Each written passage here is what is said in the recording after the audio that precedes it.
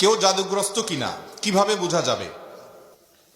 কোনো ব্যক্তি জাদুগ্রস্ত কিনা এটা বোঝাটা অনেক সময় খুবই সহজ, আবার কোনো কোনো সময় একটু দুরূহ।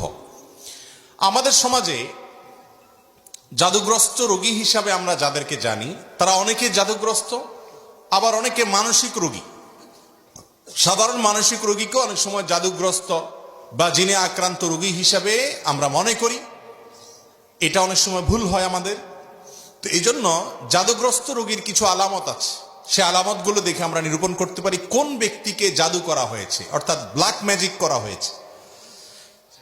এর আগে বলে রাখি যে ব্ল্যাক ম্যাজিক যে করে আর যে করায় পয়সা দিয়ে, এই উভয় ব্যক্তি শুধু কাবিরা গুনাহকারী নয়, বরং এই জাদুর কাজ যে ব্যক্তি করে, জাদুকর বা ব্ল্যাক ম্যাজিশিয়ান যে ব্যক্তি ব্ল্যাক ম্যাজিক করে মানুষের ক্ষতি করে, ইসলামী শরিয়ার দৃষ্টিকোণ থেকে সবচাইতে জঘন্য শাস্তির মুখোমুখি সে ব্যক্তি হবে। মৃত্যুদণ্ডের শাস্তি ইসলামী আদালত তাকে দিবে।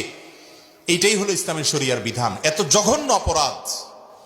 আর জাদুর বাস্তবতা এটাকে আমাদের অনেক তথাকথিত বিজ্ঞান মনস্ক ভাইয়েরা অস্বীকার করেন। তারা বলে অলৌকিক বলতে কোনো কিছু নাই, তারা অলৌকিকতাকে অস্বীকার করেন। আমার মনে হয় এই একটা পয়েন্টে যদি একজন মানুষ নির্মোহভাবে নিরপেক্ষভাবে একটু যাচাই করার চেষ্টা করেন যে আসলে জাদু বলতে কোনো কিছু আছে কিনা, বা জেনে ধরা রোগী বা জিনের উপদ্রব বলতে কোনো কিছু আছে কিনা, একটু যদি অনুসন্ধান করা হয় এবং সেটা যদি ইনসাফের সাথে করা হয়, নির্মোহভাবে করা হয়, আমার তো মনে হয় এই যুগে আল্লাহর কোরআনের প্রতি ঈমান আনার জন্য আর কিচ্ছু দরকার নাই, এই একটা পয়েন্টই যথেষ্ট। কারণ অনেক জিনে ধরা রোগী আছে, যেই জিনে ধরা রোগীদের পুরো অবস্থা যদি পর্যবেক্ষণ করেন আপনি, তাদের মধ্যে যে সমস্যা আছে সেই সমস্যাটা যে অলৌকিক, সেই সমস্যাটা যে কোনো লৌকিক সমস্যা না, সেই সমস্যাটা যে সাধারণ কোনো সমস্যা না, অসুখ না, এটা বোঝার জন্য আপনার পণ্ডিত হওয়া লাগবে না, বেশি সময় অপেক্ষা করা লাগবে না। যারা জিনের রোগী দেখেছেন এবং জিনের উপদ্রব যাদের বাসা বাড়িতে হয়েছে, স্বচক্ষে দেখার সুযোগ পেয়েছেন, তাদের কাছে এটা দিনের আলোর মতো পরিষ্কার। এবং এরকম বহু দৃশ্য দেখার সুযোগ আমার হয়েছে। আল্লাহ রাব্বুল আলামিন কোরআনে কারীমে সূরা জিনের মধ্যে জিন জাতির অস্তিত্বের কথা বলেছেন।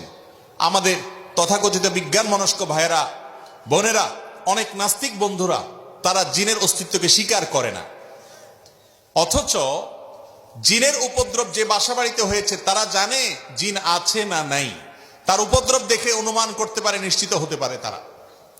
আমি ব্যক্তিগতভাবে এরকম কয়েকটা ঘটনার কথা জানি যে বাসায় মেয়েরা হয়তো কোনো তরকারি কেটে, ধরুন কুমড়া কেটে ফালি করে রেখেছে, তাকিয়ে দেখে ফালিটা নাই, নিয়ে গেছে।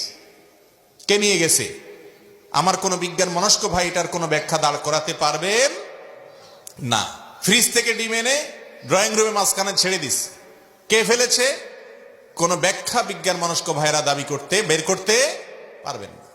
এবং হয়তো জিনে কোনো ব্যক্তির উপরে আক্রমণ করেছে, তার উপরে সওয়ার হয়ে বসেছে, এই ব্যক্তি তাকে নিয়ে গাছের ডালে নিয়ে গেছে। এ ধরনের ঘটনাগুলো আমাদের চোখের সামনে অনেকবার ঘটেছে। এবং জাদুগ্রস্ত রোগীর বিষয়টা আরো পরিষ্কার। বিশেষ করে কোনো ব্যক্তি যখন জাদুগ্রস্ত হয়, জাদুর অনেক প্রকার আছে, এক একজনকে এক একভাবে জাদু করা হয়। নারীদের উপরে অনেক সময় ভিন্ন ধরনের জাদু করা হয়, পুরুষদের উপরে ভিন্নভাবে জাদু করা হয়। এই জাদু কারোর উপরে করা হয়েছে কিনা এটা বোঝার জন্য একটা মৌলিক আলামত হলো জাদুগ্রস্ত ব্যক্তি কোরআনে কারীমের তেলাওয়াত সহ্য করতে পারে না, কোরআনের তেলাওয়াত সহ্য করতে পারে না। গত বোধহয় কয়েক সপ্তাহ আগে আমার বাসায় এরকম একজন রোগীকে এক ভদ্রলোক নিয়ে আসলেন, এনে বললেন, ভাই এই লোকটাকে কেউ বা কারা জাদু করেছে, ব্ল্যাক ম্যাজিক করেছে। এবং তার আলামত হিসেবে তারা বললেন যে এ আজানের আওয়াজ শুনলে পাগলের মতো ছটফট করে, সে টিকতে পারে না, এবং কোরআনে কারীমের তেলাওয়াত সে শুনতেই পারে না। আমার চোখের সামনে তার সঙ্গে যখন কথা হচ্ছিল, কোরআনে কারীমের তেলাওয়াত শুনে তার শরীরে আমি নিজে চোখের সামনে দেখলাম যে তার পাগুলো, আঙ্গুলগুলো এরকম সব বাঁকা হয়ে যাচ্ছে।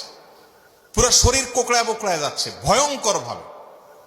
আমার বিজ্ঞান মনস্ক ভাইরা, কোরআন তেলাওয়াতের সময় কেন এমন হয়? তেলাওয়াত শেষ আবার সে স্বাভাবিক, এটার কোনো ব্যাখ্যা কিয়ামত পর্যন্ত হয়তো দাঁড় করাতে পারবেন না। এই জাদুর অস্তিত্বকে অস্বীকার করার কোনো সুযোগ নেই। কোরআনে কারীমে আল্লাহ রাব্বুল আলামিন জাদুর অস্তিত্বের কথা উল্লেখ করেছেন, জিনের উপদ্রব হয় সে কথা আল্লাহ তাআলা কোরআনে উল্লেখ করেছেন। এই জন্য কোন ব্যক্তি জাদুগ্রস্ত কিনা এটা বোঝার জন্য একটা মৌলিক আলামত হলো কোরআনে কারীমের তেলাওয়াত সাধারণত জাদুগ্রস্ত রোগী সহ্য করতে পারে না এবং অস্থির হয়ে যায়। কখনো শরীর ফুলে ওঠে, কখনো ছটফট করে, কখনো সে তেলাওয়াত বন্ধ করার জন্য তার যত জোর আছে তত জোর দিয়ে চেষ্টা করে। আমার পরিচিত অনেক মানুষ আছে এমন, যাদের কথা জানি আমরা, কোরআন তেলাওয়াত তারা সহ্য করতে পারে না। তো এটা একটা আলামত যে লোকটাকে ব্ল্যাক ম্যাজিক করা হয়েছে। এরকম আরো বহু আলামত আছে। কখনো কখনো ব্ল্যাক ম্যাজিক করা হলে এই ব্যক্তি দিন দিন শুকায় যায়, খেতে পারে না, বাসার থেকে বের হতে পারে না, বিছানা থেকে উঠতেও পারে না ভালো করে। এমনিতে তার মধ্যে কোনো রোগ নেই। গত জুমার আগের জুমায় সম্ভবত এরকম এক রোগীর কাছে এক ভদ্রলোক আমাকে নিয়ে গেলেন। তার দেশের বাইরে বিভিন্ন নামি দামি হাসপাতালে ট্রিটমেন্ট করেছেন, অনেক বড় বড় ডাক্তার দেখিয়েছেন, তার কোনো রোগ ধরা পড়ে না, কোনো ডায়াগনোসিস হয় না। তার সমস্যা হলো তিনি বিছানা থেকে উঠতেই পারেন না, দুর্বল হয়ে পড়ে থাকেন এবং সমস্ত ট্রিটমেন্ট করার পর খোলাসা আসলো তার শরীরে আসলে তেমন কোনো রোগই নেই। ভাইরা আমার, এই ধরনের সমস্যা আজকাল আমাদের ঘরে ঘরে অহরহ হচ্ছে। তো এই জাদু যেটা দিন দিন আমাদের সমাজে বেড়ে চলেছে, মূলত এখানে শয়তানের আশ্রয় নেওয়া হয় এবং কুফরি কালাম পাঠ করা হয়। এগুলোর মাধ্যমে মানুষের ক্ষতি করতে পারে। আল্লাহ রাব্বুল আলামিন সে অপশন রেখেছেন, এটা এক ধরনের পরীক্ষা, আল্লাহর বিভিন্ন হিকমা আছে এর পিছনে। তো যাই হোক, তো এই ধরনের জাদুগ্রস্ত ব্যক্তি যদি ধরা পড়ে, এই ব্যক্তির ট্রিটমেন্ট কি সেটা বলার আগে আরো কয়েকটা আলামত বলি। অনেক লোক আছে যাদের উপরে জিনের উপদ্রব হয়, জিন সাওয়ার হয়। জিন সাওয়ার হওয়ার একটা বড় আলামত হলো বেশি বেশি হাই তোলা, প্রয়োজনে অপ্রয়োজনে অনবরত হাই তুলতে থাকে। আমার এক নিয়ারেস্ট আত্মীয়কে, ছোট বাচ্চা মানুষ, আমি দেখেছি যে অনবরত মিনিটে মিনিটে হাই কোনোভাবে বন্ধ করা যায় না, হা করে থাকে, সারাক্ষণ সে হাই তুলতে থাকে এবং তার ঝিমানি আসতে থাকে। এটা এক প্রকার আলামত দুষ্ট জিনের উপদ্রব কারোর উপরে হওয়া। এর পাশাপাশি চোখ দিয়ে অনবরত পানি পড়তে থাকার অনেক আলামত আছে। বিশেষ করে যারা শরঈ ঝাড়ফুঁক করেন এই সমস্ত লোকেরা এগুলো ভালো বলতে পারবেন। আমি মৌলিক কয়েকটা আলামত বললাম, এই সম্পর্কে আমি এক্সপার্ট না। এই জন্য যেগুলো আমার চোখের সামনে দেখেছি, বিভিন্ন অভিজ্ঞ ব্যক্তিরা অভিজ্ঞতার আলোকে লিখেছেন এবং বর্ণনা করেছেন, সেগুলো আলোকে কয়েকটা আলামত বললাম। জাদু থেকে বেঁচে থাকার জন্য সাধারণভাবে আমাদের আমল হলো সকাল সন্ধ্যার দোয়াগুলো বেশি বেশি করে পড়া। আমরা একটা ছোট্ট বই লিখেছি, সকাল রাসূলুল্লাহ সাল্লাল্লাহু আলাইহি ওয়াসাল্লামের সকাল সন্ধ্যার দোয়া ও জিকির। এই বইটা আস-সুন্নাহ ফাউন্ডেশনে অর্ডার করে যে কোনো জায়গা থেকে পাওয়া যেতে পারে। এই বই ছাড়া আরো বিভিন্ন হিসনুল মুসলিম আছে, আরো বিভিন্ন বই আছে দোয়ার, সেগুলোতে সকালে এবং সন্ধ্যা নবী সাল্লাল্লাহু আলাইহি ওয়াসাল্লাম যে দোয়াগুলো পড়তেন, এর মধ্যে বিশেষ করে কয়েকটা দোয়ার কথা বলি। নাম্বার 1, সূরা ইখলাস, কুল হুয়াল্লাহ সূরা 3 বার, সূরা ফালাক 3 বার, সূরা নাস 3 বার সকালে, আবার সন্ধ্যায় 3 বার করে আসরের পরে বা মাগরিবের পরে পড়বেন।